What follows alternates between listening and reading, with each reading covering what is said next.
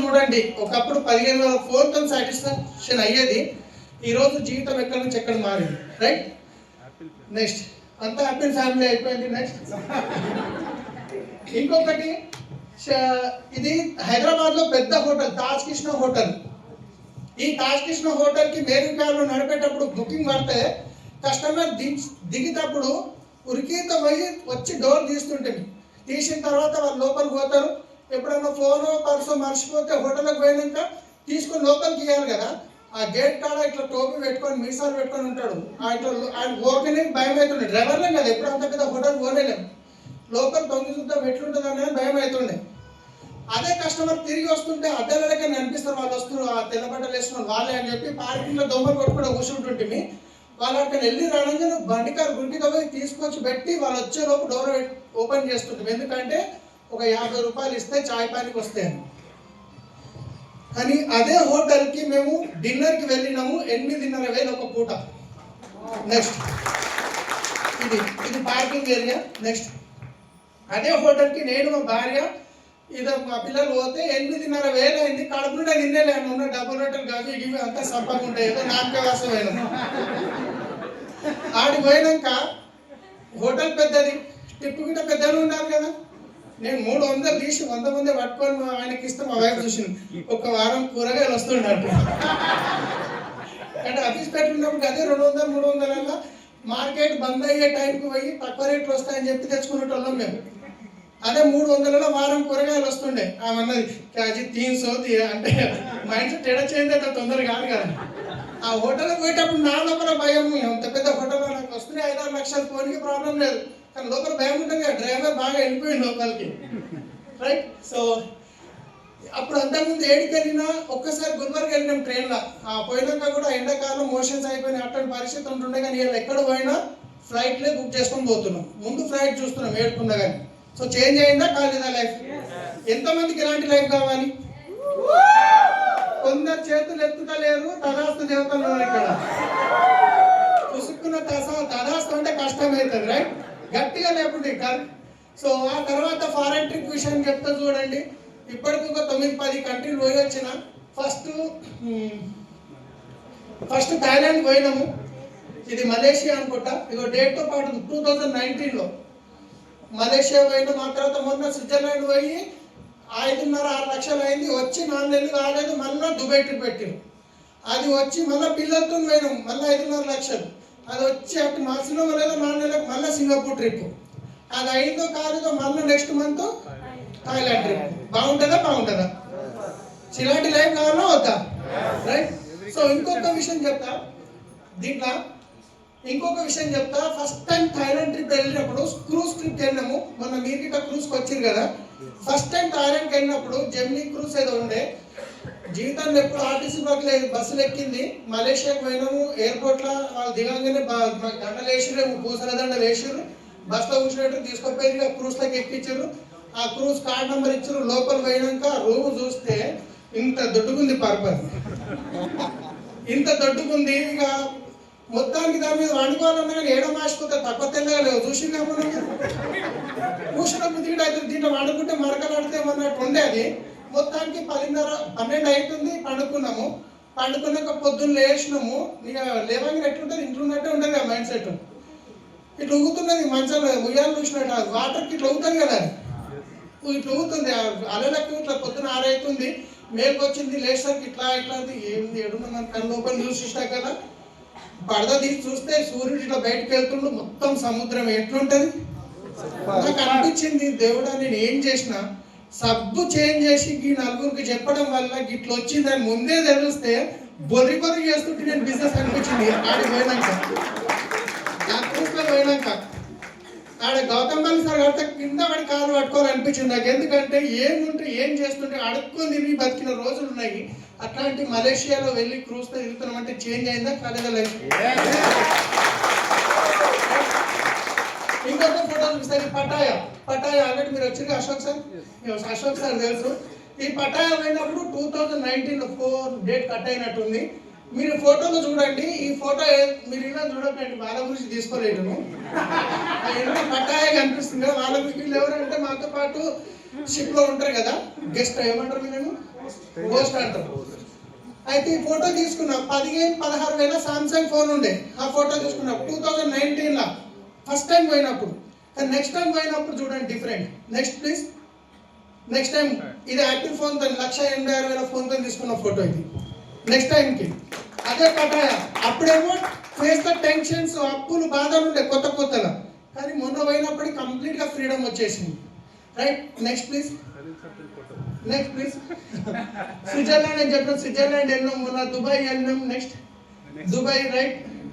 ఒకప్పుడు లోన్ తీసుకోనికి నాకు బాగా గుర్తుంది. ఒక కార్ లోన్ తీసుకోనికి ఇంత బుక్ తీసుకొని వస్తుండే ఆయన. ఆ బుక్ మీద సంతకాలు పెట్టి సంతకమే వంకర టింకర్ అయిపోతుండే. 60-70 సంతకాలు పెడుతుంటే ఒక్క లోన్ గురించి. అట్లాంటిది ఆ సంతకం మీద ఆటోగ్రాఫ్ గా మారిపోయింది. భార్య సార్తో ఫోటో తీసుకోవాలంటే ఎట్లా ఎగబడి ఛాన్స్ దొరకకుండే. కానీ ఇలా లైఫ్ ఎక్కడ చేంజ్ అయింది. అదే భార్య సార్ గౌతమ్ భార్య సార్తో కూర్చొని తింటున్నాము, కూర్చొని ఫోటోలు తింటున్నాము. ఇలాంటి కావాలా అవుతా. తర్వాత వచ్చేసి భార్య సార్ టచ్ అయితే చాలు అనిపిస్తుండే. కానీ ఈరోజు ఒక ఫ్యామిలీ లాగా కలిసిపోయి ఉంటున్నాం అందరం. సో డియూసీకి హైయెస్ట్ లెవెల్ అచీవ్ చేసినాం. నెక్స్ట్ హైయెస్ట్ ఇన్కమ్ 13 లక్షల. ఇది ఎప్పుడు మొన్న 13,34,000 హైయెస్ట్ ఇన్కమ్ నాది. Average income last time video చేసినట్టు అందరూ 11,50,000 యావరేజ్ ఇన్కమ్ ఉంది. So next please. సో ఇవన్నీ ఇలాంటి లైఫ్ స్టైల్ కావాలంటే ఒక్క 10 పాయింట్లు ఈ దాంట్లో అన్ని కవర్ అయినాయి. ఆ 10 పాయింట్లు ఏంటంటే 10 core steps. First 10 core steps లో ఫస్ట్ పాయింట్ ఏంటి? Define the dream. డ్రీమ్ రాసి పెట్టినామా లేదా? ఎంతమంది రాసి పెట్టి రెడీ ఉన్నారు? మళ్ళా కొన్ని చేతులు వేస్తాను, వెంట చూస్తున్నాను. మా ఆయన ఏమనుకుంటాడో, మా తమ్ముడు ఏమనుకుంటాడో ఆలోచించకండి. అనుకునేటోళ్ళు అనుకుంటూనే ఉంటారు. మీరేమైనా చేసినారు అనుకోండి, ఎప్పటికొకటి చేస్తుంటారు. వీళ్ళు చేయలేరు అనుకోండి, ఏం చేయడు, వేస్ట్ అంటారు. దావత్లకు పోతున్నాం అనుకోండి, అన్ని దావత్లకు పోతే ఏమంటారు? గరం తినడానికి ముందు దిగుతారు. వీళ్ళు పుణ్యానికి వచ్చింది అంటారు. పోలేమనుకోండి, డబ్బులు పెట్టేస్తారని రాలేరు అని చెప్పండి. అనేటోళ్ళు అంటేనే ఉంటారు. ఎవరి గురించి ఆలోచించకండి, జీవితం అనేది. Yes or no? తర్వాత వచ్చేసి 10 క్వశ్చన్ నెక్స్ట్ పాయింట్ ఏంటి? బుక్స్ మీటింగ్స్ కవర్ అయినా కాలేవా? సీడీలు వినే వాళ్ళం, ప్రతి మీటింగ్ మిస్ చేసే వాళ్ళం కాదు. ప్రతి మీటింగ్ కి మేము ప్రమోట్ చేసేది. మూడోది వచ్చేసి 100% ప్రొడక్ట్ యూజ్. ఫస్ట్ డే నుంచి ఇంట్లో ఉన్న ప్రొడక్ట్స్ అన్ని తీసి పైన పట్టేసినాం. ఒక ప్రోడక్ట్ గురించి చెప్తాను. 100% ప్రొడక్ట్ యూజ్ లో పేస్ట్ ఉంటుంది కదా, కోల్గేట్ ఉంటే మన తన అందరి ఇంట్లో ఉంటాయి కదా. ఆ పేస్ట్ ఏదైతే ఉందో మా వైఫ్ నేను తెచ్చి వెస్టీజ్ పేస్ట్ పక్కన పెట్టిన, కోల్గేట్ తీసి చెత్త డబ్బలో పడేసిన. ఎందుకంటే సీడీలు వెళ్ళినా, ఢిల్లీకి వెళ్ళినా పిచ్చోని అయిపోయినా నేను. ఆ కోల్గేట్ చెత్త డబ్బలో పడేయగానే మా వైఫ్ ఏం చేసింది? పుణ్యానికి వచ్చిన పైసలని తీసి మళ్ళీ కడిగి అన్న పెట్టింది. నేను చెప్పిన ఇట్లా వినేటట్టు లేదని చెప్పి దాన్ని మూత ఓపెన్ చేసి చెత్త డబ్బులు మొత్తం విండేసిన. ఇవేం ఛాన్స్ లేదు. ప్రోడక్ట్ వాడనా లేదా? ఆ సంతూర్ సబ్బులు మొన్న ఇల్లు కాల్ చేసి వెళ్ళేటప్పుడు 12 సబ్బులు కవర్ల మీద సజ్జనే దొరికినాయి. ఎందుకంటే ముందే తీసి మీద పడేసిన ఇవి వినదని చెప్పేసి అందకుండా. అట్లా 100% ఈ రోజు ఇంటికి వెళ్ళిన తర్వాత మీ ఇంట్లో నెగిటివ్ బ్రాండ్ ప్రొడక్ట్స్ ఉన్నాయంటే తీసి పక్కన పెట్టేయండి. అవి మనకు పాలనకి అనొద్దు, అందరు మంచిగా. కానీ శత్రువుని చూసినా చూడండి దాన్ని. ఎందుకంటే ఆ ప్రోడక్ట్ యూజ్ చేస్తే కళలు మనవి నెరవేరుతున్నాయా, మహేష్ బాబు నెరవేరుతున్నాయా? మహేష్ బాబు ఉంటుంది, ఫ్యాన్స్ ఉంటారు, మీడియేటర్స్. రైట్. సో కాబట్టి నేను చెప్పేది 100% ప్రతి ప్రోడక్ట్ యూజ్ చేయండి. మీకు అవసరం వచ్చిన ప్రోడక్ట్, బయట ప్రోడక్ట్ ఉండొద్దు. రైట్. రెడీయా? నెక్స్ట్ ఏముంటుంది? లిస్ట్ చేయాలి. ఎవరెవరు చెప్తున్నామో వాళ్ళందరి పేరు రాయండి. ఈయన చేస్తాడు, ఆయన చెయ్యడు అని చెప్పేసి మనమే సగం లిస్ట్ ఖతం చేస్తాం. ఏమైతుంది? అశోక్ సార్ తెలుసు ఆ పరిస్థితి, ఆయన బాధుడే. మనం ఏం చేస్తాం? ఇంటి పక్కన వాళ్ళు ఉంటారు, ఏకీం ఏం చేస్తారని చెప్పి వదిలేస్తాం. ఆయన ఎవరు వచ్చి చేస్తారని క్రౌన్ అయిపోతారు. అయిపోయింది కదా సార్. అట్లా నాకేట అయింది. మా చుట్టాలు గీన ఏం చేస్తారని చెప్పి పక్కన పెడితే వేరే జాయిన్ అయిపోయారు. అప్పుడు నెత్తి కొట్టుకుంటా మీటింగ్లోకి వచ్చినాక చెప్పకపోతే కదా అని చెప్పేసి. అందరికీ చెప్పండి. ఈయనకి చెప్పకపోతే ఈయన లైఫ్ ఎట్లా, ఆయన డ్రీమ్స్ ఎట్లా నెరవేరుతాయి అని చెప్పేసి ఒక కసితో చెప్పండి. నేను చెప్పుకుంటే ఎవరు చెప్తారని చెప్పేసి. వీళ్ళు చేస్తారో చేయరో, వాళ్ళు చేస్తారో చేయరో అస్సలు ఆలోచించకండి. Right. So next contact and invite. చెప్పిన ఫోన్లో చెప్తే శ్రీనివాస్ సార్ 6 నెలలు నన్ను ఇబ్బంది పెట్టిండు, అవునా కాదా? ఇంటికి వెళ్ళి చెప్తే ఈరోజు విఎంసీఎం అండి. Yes or no? సో ఫోన్లలో ప్లాన్ చెప్పకండి, ఇంటికి వెళ్ళి చెప్పండి, లేదా ఇంటికి పిలుచుకొని చెప్పండి. రైట్. తర్వాత షో ద ప్లాన్ చెప్పడం స్టార్ట్ చేయండి. ఎప్పటి వరకు అయితే మీరు ప్లాన్ చెప్పడం స్టార్ట్ చేయరో అప్పటి వరకు మీ బిజినెస్ గ్రో స్పీడ్ కాదు. అప్లైన్ మీద డిపెండ్ అయితే మీలాంటి టీం అప్లైన్కి చాలా ఉంది. కాబట్టి ఖచ్చితంగా మీరు ప్లాన్ చెప్పడం స్టార్ట్ చేయండి. కిందిది మీదికి, మీదిది కిందికి చెప్పినా ఫరక్ పడదు, అబద్ధం చెప్పకుంటే చాలు. కొత్త ఆయనకి ఏం తెలుసు ప్లాన్కి ఇట్లుంటుంది, నువ్వు ఇది చెప్పలేమంటారా? డెమోలు చేస్తే అర్థమైపోతుంది, వాడతారు, మంచిగా అనిపిస్తే ఇట్లా మీటింగ్కి వస్తారు, మీటింగ్లో నేర్చుకుంటారు, అవునా కాదా? సో కాబట్టి ప్లాన్ చెప్పడం స్టార్ట్ చేయండి. దాని తర్వాత వచ్చేసి follow up. Right. Follow up అంటే అరుణ మేడం గురించి ఎగ్జాంపుల్ చెప్పినా కదా, నాకు చెప్పింది, సబ్ ఇచ్చింది, 2 రోజుల తర్వాత మళ్ళీ ఫాలో అప్ కాల్ చేసింది, నేను వస్తున్నా మీ ఇంటికి అని చెప్పేసి. సో కాబట్టి ఇక్కడ ఉన్నా నేను. సో చాలా మంది ఏం చేస్తారు, జాయిన్ చేస్తారు, ఇక నాకు కాదన్నాడు అనుకోండి, ఈగో హట్ అయిపోతుంది, వదిలేస్తారు, నన్ను కాదన్నాడు కదా అని చెప్పి చూసుకుంటారు, వదిలేస్తారు. అట్లా చేయకండి. ప్రతి 3 నెలలకు ఒకసారి నక్షత్రాలు చేంజ్ అయితే ఆయన టైం వచ్చినప్పుడు ఆయన వస్తాడు. ఆయనతో ఉన్న రిలేషన్ అట్లనే మెయింటైన్ చేయండి, ఏదో ఒక రోజు వస్తాడు. సో కాబట్టి 100% ఫాలో అప్ చేయండి. తర్వాత నెక్స్ట్ వచ్చేసి గెట్ స్టార్టెడ్. మీరు ప్లాన్ చెప్పడానికి పోయినప్పుడు నేను నా ఫోటోలో చూసి కదా, ప్రొడక్ట్స్ ఉన్నాయా లేవా? ఉన్నాయా లేవా? మీరు ప్లాన్ చెప్పడానికి పోయినప్పుడు ప్రోడక్ట్ తీసుకొని పోండి. చాలా మంది ఏం చేస్తారు, అక్కడ పోయినాక ప్రోడక్ట్ చూస్తారు, మ్యానుఫ్యాక్చరింగ్ చూస్తారు, పట్టుకుంటారు, టచ్ అండ్ ఫీల్ ఉంటారు, కొన్ని ప్రోడక్ట్ తీసుకుంటారు, వాడుతారు, బిజినెస్లోకి వస్తారు.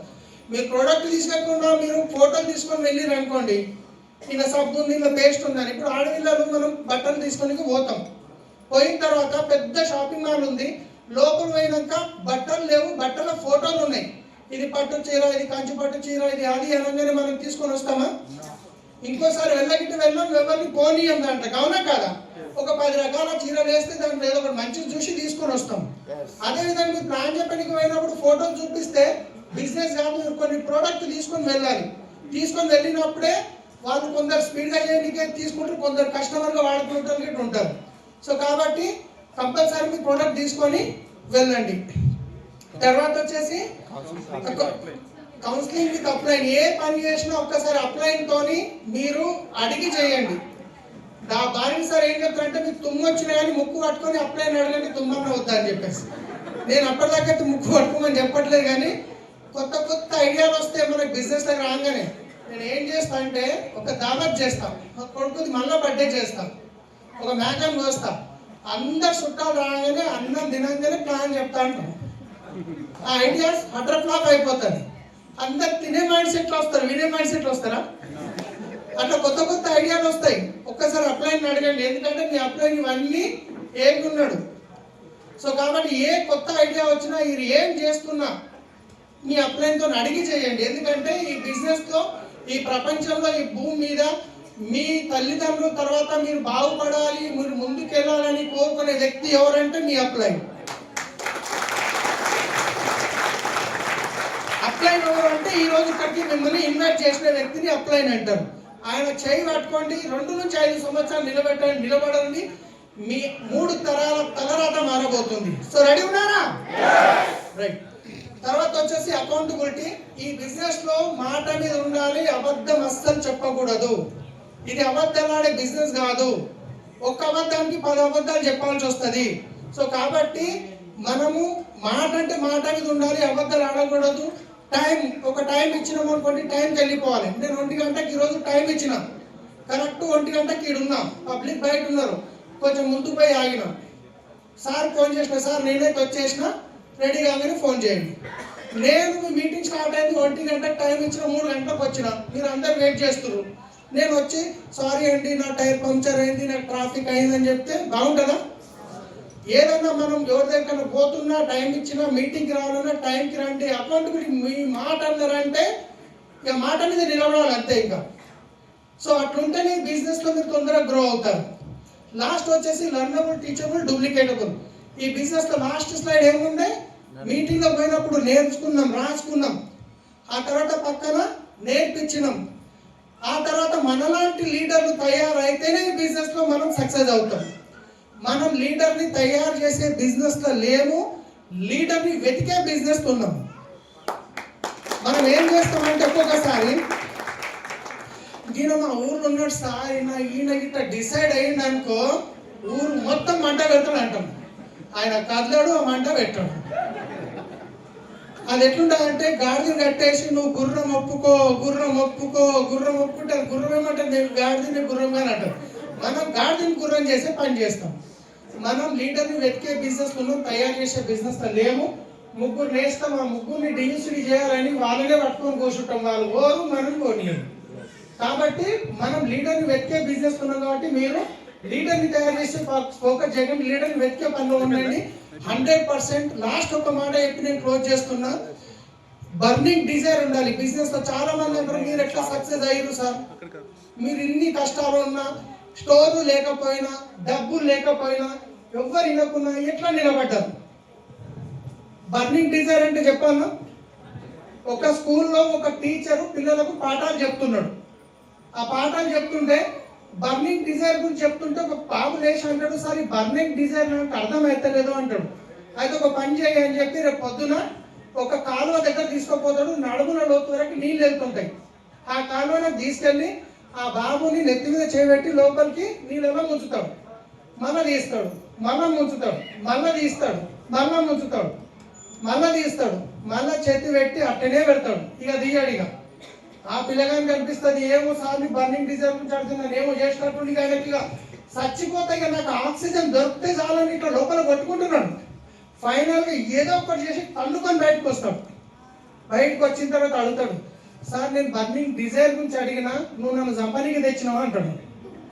అప్పుడు ఏమంటాడంటే, ఈ లోపల ఉన్నప్పుడు నేను బయటికి రావాలి, నాకు ఆక్సిజన్ కావాలి, నేను బతకాలన్న తపన నీకు ఎట్లయితే కన్నుకొని వచ్చినావు చూసినావా, అదే బర్నింగ్ డిజైర్ అంటారు. ఈ బిజినెస్ లో మన పరిస్థితులు, ఈ పరిస్థితుల్లో మనం మోటివేట్ అవ్వట్లేదు అనుకోండి, మన పరిస్థితుల వల్ల మనం మోటివేట్ అవ్వట్లేదు అంటే ప్రపంచంలో ఎవరు వచ్చి మిమ్మల్ని మోటివేట్ చేయలేరు. ఎన్ని రోజులు ఈ కష్టాలు, ఎన్ని రోజులు ఈ లైఫ్ మనం గిట్ట ఎదగాలి అని ఒక కసి మీ లోపల గట్టిగా ఉందనుకోండి, 6 months గేమ్ ఈ బిజినెస్, 6 నెలల గేమ్ అంతే. ఆ కాన్ఫిడెన్స్, ఆ భరోసా రాకనే మనం వెనకబడుతున్నాం. నేను వచ్చినప్పుడు నాకు ఎందుకంటే 2 అవకాశాలు ఉన్నాయి, ముందు పోతే నువ్వు, వెనుక పోతే గొయ్యి. బిజినెస్ చేస్తే సక్సెస్ అవుతాం, చేయకుంటే ఊరేసుకోవాలి, వేరే ఆప్షన్ లేదు. అప్పుడు బతకనిస్తారా? కిడ్నీలు అమ్ముకోనైనా పైసలు తీసుకుంటాం అంటారు, అవునా కాదా? అట్లా ఉండే కాబట్టి నేను ముందుకు వెళ్ళిపోయినా. ఈ రోజు మీరు చెక్ చేయండి, అందరికీ అట్లా ప్రాబ్లం ఉండాల్సిన అవసరం లేదు. ఆ ప్రాబ్లం వచ్చిన దాకా వెయిట్ చేయాల్సిన అవసరం లేదు. మిమ్మల్ని నమ్ముకొని చాలా మంది ఉన్నారు. వాళ్ళ లైఫ్ ని మనం ముందుకు తీసుకెళ్లాలంటే మీరు గట్టిగా 2 నుంచి 3 సంవత్సరాలు కష్టపడండి. 3 తరాలు. ఈ రోజు లైఫ్ స్టైల్ ఒక మాట చెప్పి క్లోజ్ చేస్తా. నేను బాల్కనీలో కూర్చుంటా కదా 10-11 గంటలకి. నేను పొద్దున వాకింగ్కి వెళ్ళినప్పుడు అందరు టిఫిన్లు పట్టుకొని, మా గేటెడ్ కమ్యూనిటీలో 400 మంది ఉంటారు. దాంట్లో సాఫ్ట్వేర్లు, ఇంజనీర్లు, డాక్టర్లను నడిపించే ప్రొఫెసర్స్, మల్లారెడ్డి హాస్పిటల్ దగ్గర ఉంది కదా, అందరూ ఉంటారు. పొద్దున కాగానే కార్లు తీసుకొని పరిగే ఉరుకుతూనే ఉంటారు. నేనేమో రిలాక్స్గా ఉంటాను. బాల్కనీలో చాయ్ అక్కడ కూర్చుంటే కింద ట్రాఫిక్ జాము, ఇక్కడికి ఒక బైక్ పోతుంది, అక్కడికి ఒక బైక్ పోతుంది. డ్యూటీకి టైంకి పోవాలి కదా, ఆ టెన్షన్ ఉందా ఈరోజు మాకు? భూమి మీదకి పుసుకుని వెళ్ళిపోయినాము అనుకోండి, నా చెక్కు దగ్గర పెరుగుతాం. ఎట్లా పెరుగుతుంది? మీరే అంటారు, ఈ సలీం సార్ ఉంటే మొన్న చూసి వేయండి, ఇప్పుడు ఆయన రచ్చిపోయినా కానీ పైసలు వస్తున్నాయి అని చెప్పి మీరే పెంచుతారు, అవునా కాదా? మనం భూమి మీదకి పోయినాక కూడా డబ్బులు వచ్చే బిజినెస్, మనం పండుకున్నప్పుడు కూడా పైసలు వచ్చే బిజినెస్. ఇది ఒక డిసిషన్ తీసుకోండి, టైం పాస్ చేయకండి, స్పీడ్గా చేయండి చాలు. ఎవరు నో అన్నా మనం ఆగేది లేదు, మన పని చేసుకుంటూ పోవాలి. మీరు వెస్టీజ్లో సైన్ అప్ చేసినప్పుడు మీ 16 మంది డైరెక్టర్లు భూమి మీద పుట్టి ఉన్నారు, వాళ్ళని వెతికే పని చేస్తున్నాం అంతే. కొందరికి 100 మందిలో దొరకవచ్చు, కొందరికి 200 మందిలో దొరకవచ్చు, కొందరికి 500 మందిలో దొరకవచ్చు. కాబట్టి మీరు మీ అప్లై చెప్పింది మీటింగ్ ఫాలో చేసుకుంటూ వెళ్ళండి. 100% నెక్స్ట్ వచ్చే 2 నుంచి 5 సంవత్సరాల్లో మీరు డియూసిడి ఉంటారు. మీ యొక్క డియూసిడి రికగ్నిషన్ లో మేము మీ గురించి డాన్స్ చేసుకుంటూ ఇన్వైట్ చేస్తాం. కలుద్దాం మనం. Thank you. All the best.